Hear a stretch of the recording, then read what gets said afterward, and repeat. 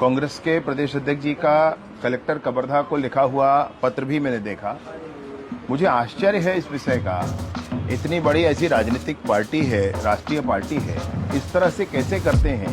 उन्होंने जो बातें लिखी उस संदर्भ में मैं बताना चाहता हूं आपको कि दीपक बैज जी ने लिखा कि बिरकोना में किसी को बचाने का प्रयास किया जा रहा है। अगर वो वही मसला है जिस मसले पर बात कर रहे हैं, जो पुराना एसआईटी गठन हुआ था, तो उनको ध्यान है कि नहीं है, पता है कि नहीं है कि एसआईटी के रिपोर्ट के आधार पर कार्यवाही हो चुकी है भाई, जिस पर आरोप है एसआईटी के माध्यम से और जांच के माध्यम से, वो जेल में है। मतलब क्या चाहते हैं उससे ऊपर? क्या वो ये चाहते हैं कि अभी उनको निकाल करके फांसी दे दे? अगर वो ऐसा चाहते हैं तो वो गलत चाहते हैं, ऐसा नहीं होता है। लेकिन वहां पर किसी को कोई बचाने की बात वो करते हैं। मुझे आश्चर्य है इस विषय का। वो प्रदेश के अध्यक्ष हैं, उनको ध्यान है कि नहीं है?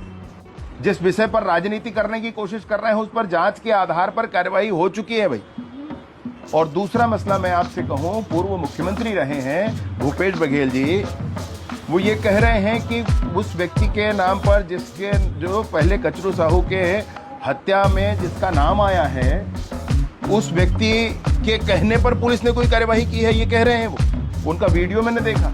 मुझे घोर आश्चर्य है इस विषय पर भी। एक तो पहला ये है कि पुलिस की जांच की जानकारी आपको कैसे है और कैसे आपने इतना ये कहा। खैर, उनके कहने के बाद मैंने पुलिस वालों से जांच के संदर्भ में बात नहीं की, सिर्फ इतना कहा कि भाई क्या वाकई इसके नाम से है? तो बहुत स्पष्ट जानकारी मिली है कि ना उसका कोई आवेदन है, ना उसका कोई बयान है, ना उसके कहने पर कुछ हुआ है। उस व्यक्ति के कहने पर कोई एफआईआर नहीं हुआ है, कोई उसका बयान नहीं हुआ है, कोई गिरफ्तारी नहीं हुई। मुझे आश्चर्य है इस विषय का कि उनको यह भी नहीं मालूम है, और ऐसे दो झूठी चीजों को लेकर, झूठी बातों को लेकर के वो घेराव करने जा रहे हैं। खैर, बड़े नेता हैं, मैं चाय बिस्किट की व्यवस्था जरूर रखवाऊंगा। मैं व्यक्तिगत नहीं रह पाऊंगा, रहता तो मैं वहां रहता, परंतु मैं जरूर व्यवस्था रखूंगा। हर माता बहन को कहा था इन्होंने कि 500 रुपया महीना देंगे आपको। 5 बरस पलट कर नहीं देखा, किसी से पूछा नहीं, 500 रुपया नहीं, 1 रुपया किसी को नहीं दिया। विष्णुदेव जी की सरकार है, 70 लाख महतारी बहनी को उनके खाते में 1 और 2 तारीख को वो राशि पहुंच जा रही।